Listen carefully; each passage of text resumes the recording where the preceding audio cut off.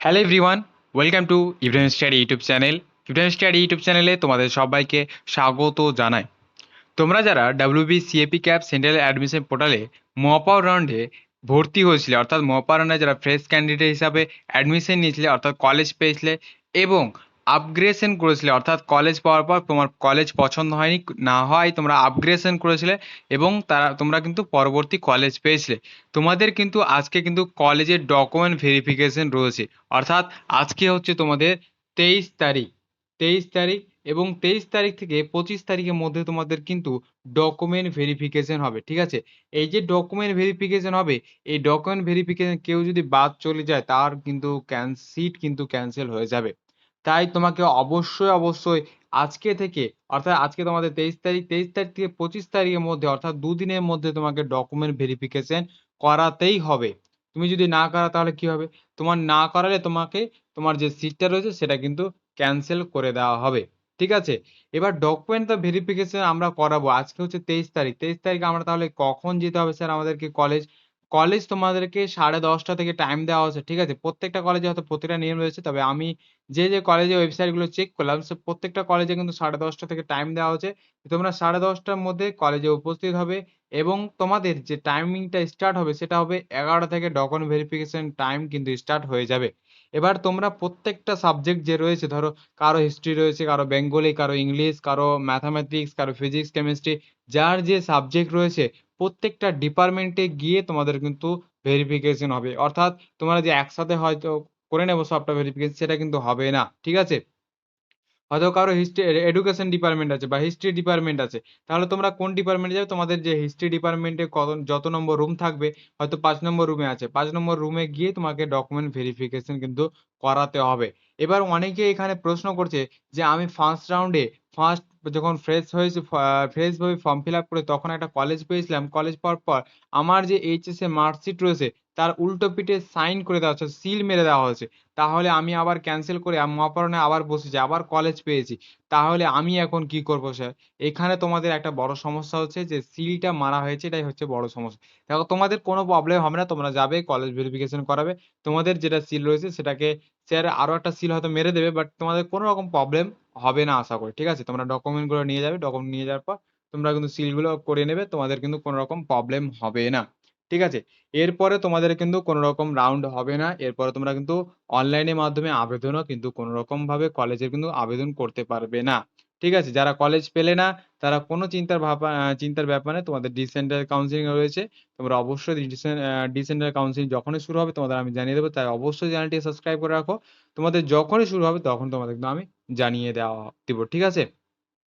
এবার তো হয়ে গেল ডকুমেন্ট ভেরিফিকেশন টাইম। এবার আমাদের ডকুমেন্ট কি কি লাগবে? আমি তোমাদের এর আগের ভিডিওতেও বলেছিলাম যে ডকুমেন্ট কি কি লাগবে, তাও আমি একবার বলে দিই যে ডকুমেন্ট কি কি নিয়ে যাবে তোমরা কলেজ, ঠিক আছে। ফার্স্টে তোমাদের বলি যে যখন তোমরা অ্যাপ্লিকেশন করেছিলে অ্যাপ্লিকেশন ফর্মটা নিয়ে যাবে। 1 নম্বর হলো অ্যাপ্লিকেশন ফর্ম।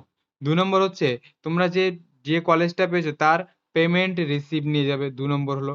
3 নম্বর হলো প্রফেশনাল সার্টিফিকেট, ঠিক আছে। তোমাদের এই যে সার্টিফিকেটটা বা প্রফেশনাল সার্টিফিকেটটা তোমরা কিন্তু অনেকেই করছো ডাউনলোড করতে পারছো না, ঠিক আছে। তো ডাউনলোড তোমরা আজকে 23 তারিখ এবং সকাল 11টার মধ্যে তোমাদের কিন্তু 10:30 থেকে 11টার মধ্যে এই সার্টিফিকেটটা তোমরা কিন্তু ডাউনলোড করতে পারবে, ঠিক আছে। এরপরে তোমরা যদি কোনো রকম ভাবে ডাউনলোড করতে না পারো তাহলে কি তোমাদের সিট ক্যান্সেল? না, তোমাদের ক্যান্সেল হবে না। তোমরা কিন্তু যদি সার্টিফিকেট ডাউনলোড করতে না পারো তাহলে তোমরা ডকুমেন্ট ভেরিফিকেশন যাবে এবং স্যার এখানে যে স্যারকে বলে, স্যার আমার একটা প্রফেশনাল সার্টিফিকেট আমি ডাউনলোড করতে পারিনি ওয়েবসাইটে, আমার সার্ভারে একটা প্রবলেম হয়েছে, এটা কিসের প্রবলেম আমি সেটা বুঝতেও পারছি না, আমি এটা সার্টিফিকেট শো করতে পারছি না, তা আমার ডকুমেন্ট ভেরিফিকেশনটা করিয়ে দিন, ঠিক আছে। তোমাদের অবশ্যই করিয়ে দেওয়া হবে, সেটা তোমাদের কোনো চাপ নেওয়ার ব্যাপার নেই, ঠিক আছে। 3 নম্বর তোমাদের প্রফেশনাল সার্টিফিকেট। এবার আসি আমরা আধার কার্ড নিয়ে যাবে, ঠিক আছে। আধার কার্ড নিয়ে যাবে, ব্যাংক অ্যাকাউন্ট নিয়ে যাবে তোমাদের এবং তোমার তারপরে কি নিয়ে যাবে? তারপরে তোমাদের নিয়ে যেতে হবে 4 নম্বর হলো 5 নম্বর। এবার তোমাদের মাধ্যমিকের অ্যাডমিট নিয়ে যাবে 6 নম্বর। 7 নম্বর নিয়ে যাবে মাধ্যমিকের মার্কশিট, ঠিক আছে। তারপরে 8 নম্বর নিয়ে যাবে তোমাদের এইচএস এর মার্কশিট নিয়ে যাবে। 8 নম্বর 9 নম্বর হচ্ছে তোমাদের এইচএস এর, তোমাদের কি নিয়ে যেতে হবে? তাহলে এইচএস এর অ্যাডমিট কার্ড নিয়ে যেতে হবে, ঠিক আছে। এইচএস এর বোর্ড সার্টিফিকেট নিয়ে যাবে, মাধ্যমিকের বোর্ড সার্টিফিকেট নিয়ে যাবে, ঠিক আছে। তারপরে তোমাদের কি নিয়ে যেতে হবে? তোমাদের তোমাদের স্কুল থেকে যেটা টিসি দেওয়া হয়েছিল, অর্থাৎ টিসি বলতে তোমাকে যেটা দেওয়া হয়েছিল, তোমাদের একটা তোমাদের যেখানে সঠিক মনে পড়ছে না আমার, যেটা তোমাদের দেওয়া হয়েছিল, একটা কাগজ দেওয়া হয়েছিল, তোমাদের মার্কশিট দেওয়া হয়েছিল, বোর্ড পাস সার্টিফিকেট দেওয়া হয়েছিল এবং তোমাদের রেজিস্ট্রেশন বা অ্যাডমিট কার্ড কিছু একটা দেওয়া হয়েছিল। তখন তোমাদের একটা আর জিনিস দেওয়া হয়েছিল, ঠিক আছে? সাদা পেপারে দেওয়া হয়েছিল, যেটা তোমাদের কলেজ ভেরিফিকেশনে তোমাদের অরিজিনাল কিন্তু লাগে, ঠিক আছে? তোমাদের টিসির মতন টিসি নাম লিখে থাকে, কিন্তু বাংলাতে টিসি বলে, কিন্তু ইংলিশে একটা কি বলে, ঠিক আছে? সেটা বাংলা শিক্ষা পোর্টালে যে আইডি, সরি, বাংলা শিক্ষা পোর্টালে যে আইডিটা রয়েছে সেটা তোমাদের কিন্তু লাগবে, ঠিক আছে? বাংলা শিক্ষা পোর্টালে ওটা কিন্তু লেখা থাকে, ঠিক আছে? তো ওটা তোমাদের লাগবে। আর তোমাদের এখনকার মতো আর তো কোনো ডকুমেন্ট তোমাদের লাগছে না।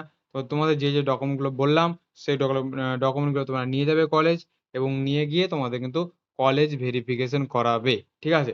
এবার কলেজ তো ভেরিফিকেশন করিয়ে দিলে, ঠিক আছে? আমার কথা হচ্ছে, আশা করি বুঝতে পারছি। কলেজ ভেরিফিকেশন করিয়ে দিলে, তারপর কলেজ ভেরিফিকেশন করানোর পর তোমাদের কলেজের ক্লাস কবে স্টার্ট হবে? ক্লাস তোমাদের কিন্তু স্টার্ট হবে তোমাদের আজকে থেকে। তুমি যদি ডকুমেন্ট ভেরিফিকেশন করো তাহলে আজকে তোমাদের ক্লাস শুরু হয়ে যাবে, এবং কালকে তুমি যদি করো কালকে, এবং 25 তারিখের মধ্যে যদি করো তো 25 তারিখে তোমাকে ক্লাসে অ্যাটেম্পট হতে হবে, ঠিক আছে? তোমাদের কিন্তু ওয়েবসাইটে তোমাদের বলে দেওয়া হচ্ছে, তোমরা একটু দেখে নাও তোমাদের কি বলা হয়েছে।